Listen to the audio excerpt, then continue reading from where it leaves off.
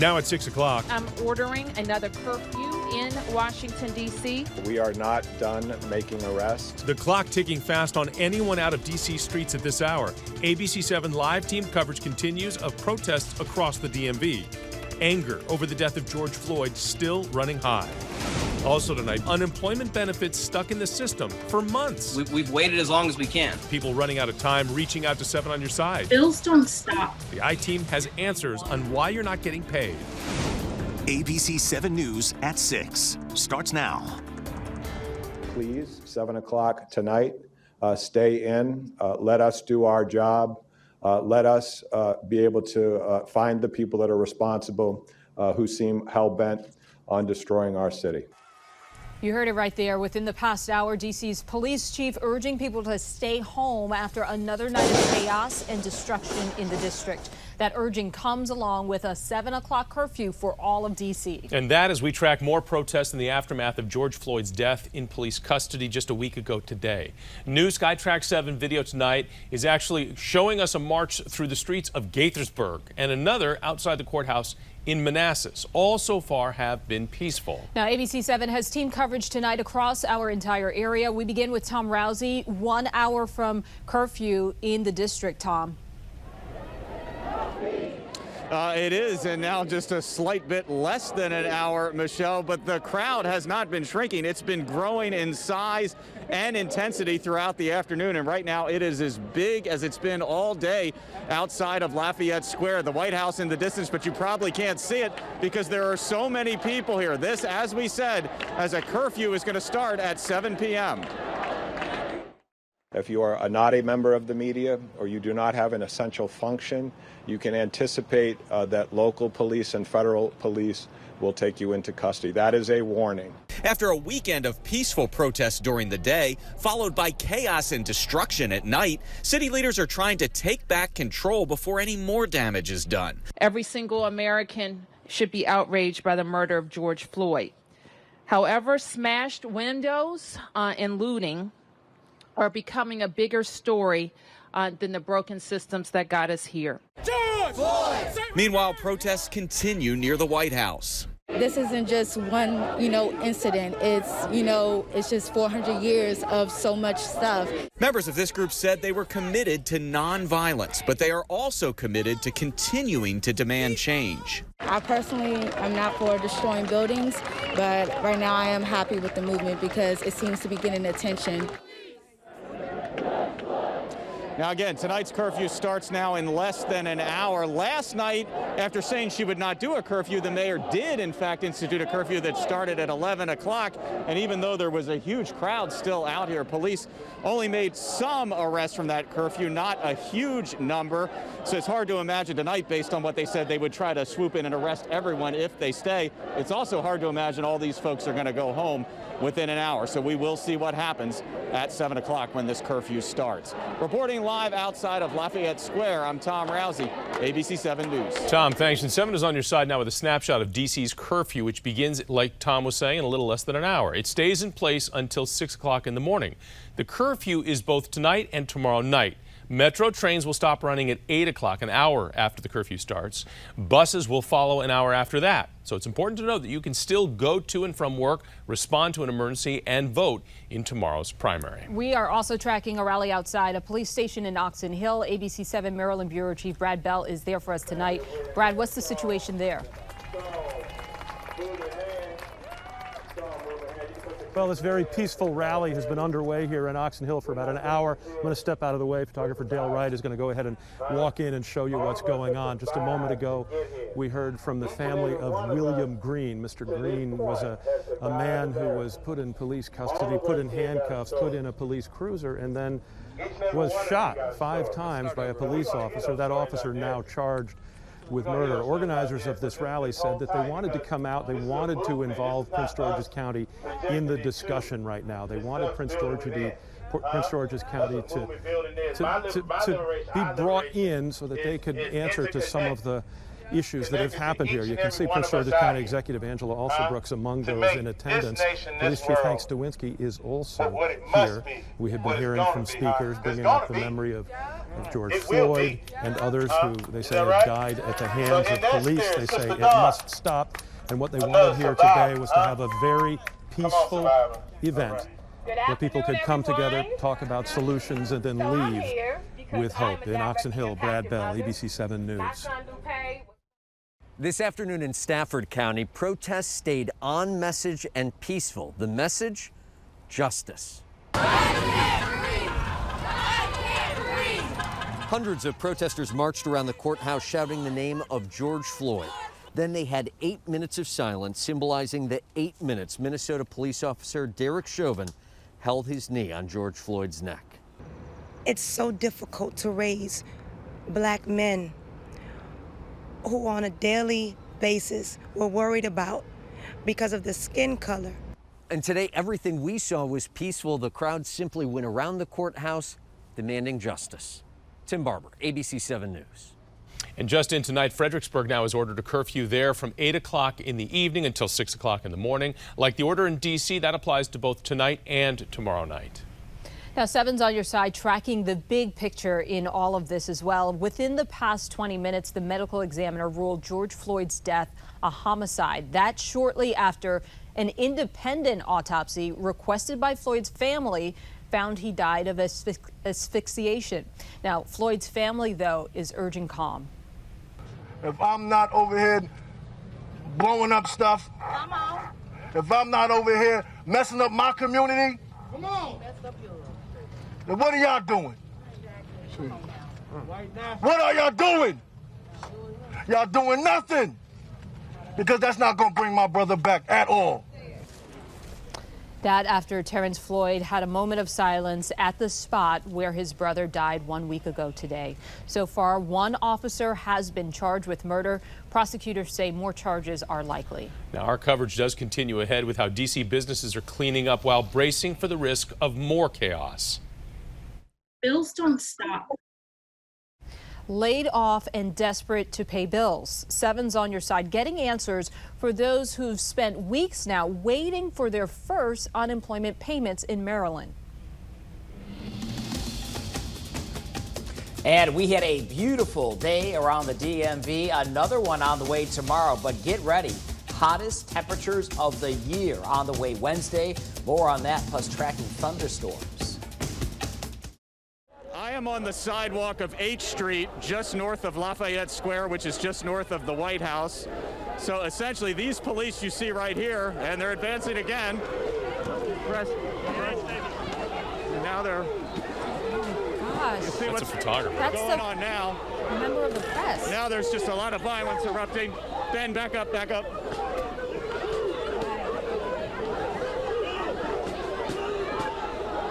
All right, I don't know. Tear gas everywhere. We're going to get off to the side here. Tom, please get to a safe space. Yes, we've seen folks even with cameras being shoved and pushed. You know, it's interesting, too, because there has been so much patience on the part of police and Secret Service who have been really guarding the White House. We've seen them being confronted. We've seen them being taunted. We've seen them, taking bricks and bottles being thrown at them. Clearly now they're doing something ahead of the presidential speech. Again, the president was supposed to come out at 6:55. We do understand that the president is going to be outside delivering that speech, not inside, not in the hall, not in the Oval Office. He's outside in the garden. He'll be delivering that speech. Perhaps this is a way for security to push the protesters away from the White House as a security measure, because again, we're about now 30 minutes away, or less than 30 minutes away, from the curfew taking effect. And the curfew does now give the right for all law enforcement to clear the streets. If you are a non-essential person out there, considering that you're not first responder, a member of the media, or you're on your way to and from work, you can be arrested. And it does not look like these folks are in any hurry to clear the street. You mentioned the president wanting to hold this news conference outside. That is an interesting decision because we have seen many powerful remarks delivered from the Oval Office. The Oval Office is always an option, but him deciding to speak outside sends in itself another message as well. Yeah. His critics have been giving him a lot of heat. You know, Saturday at the launch of SpaceX, you know, he spent a good deal of the time talking about what had happened with George Floyd and the response. And it almost seemed awkward given the fact that the backdrop was NASA and they were celebrating SpaceX getting back into space, Americans back in space, taking our own astronauts to our ISS. But he spoke a great deal about what was going on. Since that time, critics have been really kind of, blasting him, saying you haven't come out with the right tone. You have not come out to quell any violence. And in fact, the tweets that he's been offering up in the meantime have had the opposite effect of consoling, the folks that need consoling and quelling the violence that we have seen that has erupted coast to coast, big in cities and small cities as well. Law enforcement is up against a very tough job here. I mean, you're dealing with thousands of people. And they're moving in again. They're moving in with force. Yep, they keep moving and keep moving and they keep moving. And there's tear gas again. And they've been taunted, and they have shown a great deal of restraint. Obviously, this is much different. This is something we have not seen, where they're now taking, they're on the guys, I'm trying to get behind your line. They're on the offense now, pushing they're maybe corralling the protesters in a direction where they can better deal with it. All right. Watch out, watch out. A lot of members of the media, by the way, have been targeted as well, shot with non-lethal weapons, the rubber bullets. We've seen that literally being aimed at them. It says press, they have their credentials out, they have their cameras, they identify themselves, and still they were being shot with rubber bullets. It just doesn't seem, and these are different cities, it hasn't necessarily happened here in D.C., but we've seen that around the country. It's just... All right, you guys can come to me again if you need to. Tom, you're live. Talk to us. Tom, you're up. Hey guys, hey Ben, come back here a second. Police actually just took a couple steps back here, but this appears to be something the police are doing. I talked to protesters who said it was unprovoked. It appears they're trying to clear this area for that 7 o'clock curfew, and they started early. So a lot of the Secret Service folks that are traveling with the president, these are the ones you're seeing now, they're holding people back. So he has a pretty large contingent. Let's see what's happening. We apologize for the camera that's shaking around. That's just a camera that's staying live on the air while it's running with the president. So hats off to them, but we're getting an idea of what's happening here now. Let's listen in.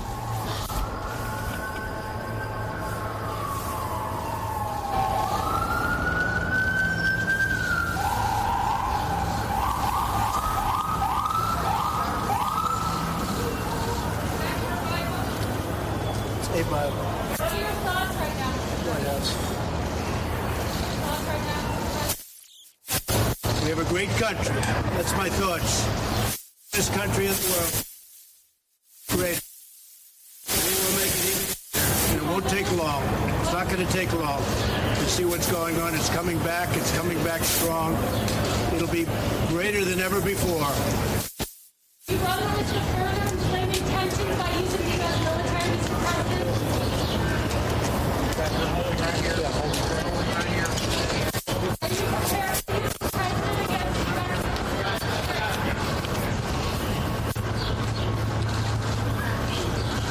prepared to use the military against the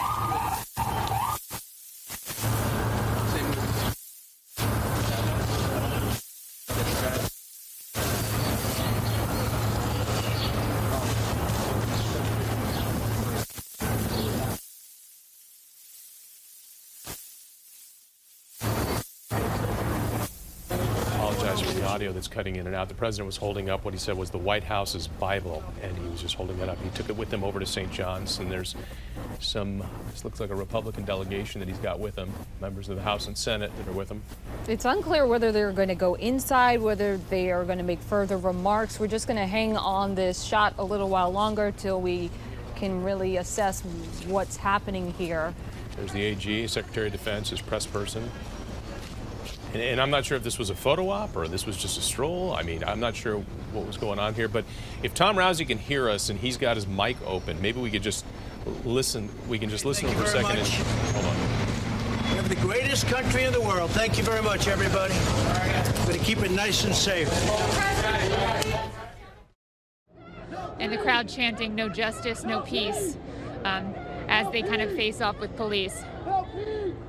If we spin back around, you'll see the line of police officers. Again, I believe that's with D.C. police getting a little bit closer. We do see some of them running now. All right, we're going to move probably a little bit. Move. Careful, careful. So guys, we are moving.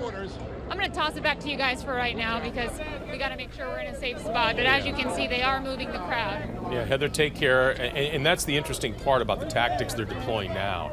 It's not subtle, and now they're starting to arrest people. It's not subtle. It's just random, and all of a sudden they go running at the crowd. It looks like they're catching some folks off guard, but we did see them just take somebody away. So that would be the second arrest we've seen throughout the evening, even though the curfew is 7 o'clock and we're 47 minutes in.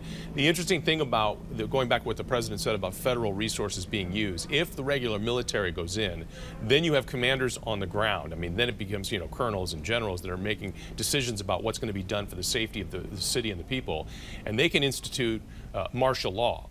And that is one of those, that's a rare, very rare situation. It has been done, but it's a very rare situation, and it's a dangerous situation because protesters thinking they can go out there and exercise their constitutional right. Sometimes constitutional rights get suspended when martial law is being declared.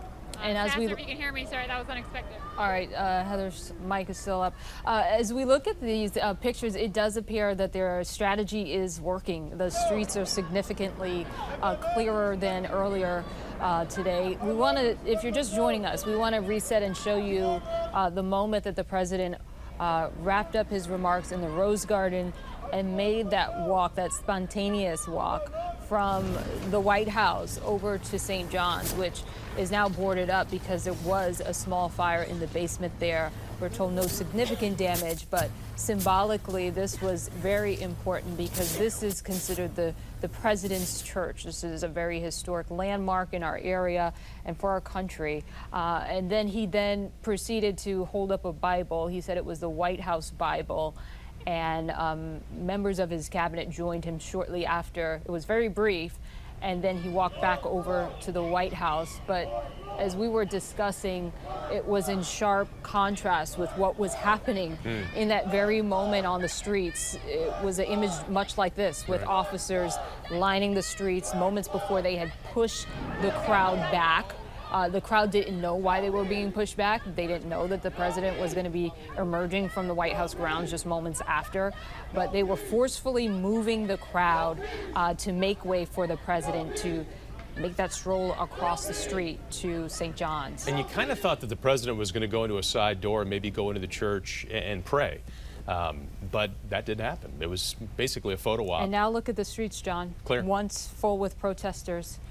Well, true to his word, the president said he was going to get order restored, and that's really what we're seeing here. Again, the president came out, though, his first comments out of his mouth were, about George Floyd, about what happened a week ago today to George Floyd in the streets of Minneapolis with an officer with his knee on his neck, begging for air, and then asking for his mother before he went unconscious and died. 8.5 minutes that officer had his knee on George Floyd's neck. This was a man who was already in handcuffs and had 4 officers standing over him. And the original reason they got the call was because they said that he was trying to pass a $20 counterfeit bill. And that's what started it. But, as I've been reminded from friends of mine, they said, look, this didn't happen just because of George Floyd. There is a long list of names that join the ranks of the George Floyd. Instances where, they're basically were targeted and killed. And it had to do with really, really bad police work. And I don't even know if you can call it police work, because it's what we saw in Minneapolis last week. That was not police work. That was inhumane, and that was a case where a man basically killed another man, and we watched it happen. And while you talk about what has happened, I think it's also important to highlight what hasn't happened. Many of the protesters, the demonstrators that we're seeing out there, they're saying 1 down, 3 to go, a reference to the other 3 officers who stood by and did nothing. Right. While the life was squeezed out of George Floyd, literally squeezed out with the pressure of that Officer Chauvin's knee on his neck. So that is why many of these protesters are energized, yes, because of the long history of police brutality, but also because they believe that those 3 officers who are still free, no charges, should be arrested, should be charged, and should be convicted. The process of the law is the long one, and we're far from a conviction or any of that, but they believe at a minimum, here we are a week later, and those 3 officers are free.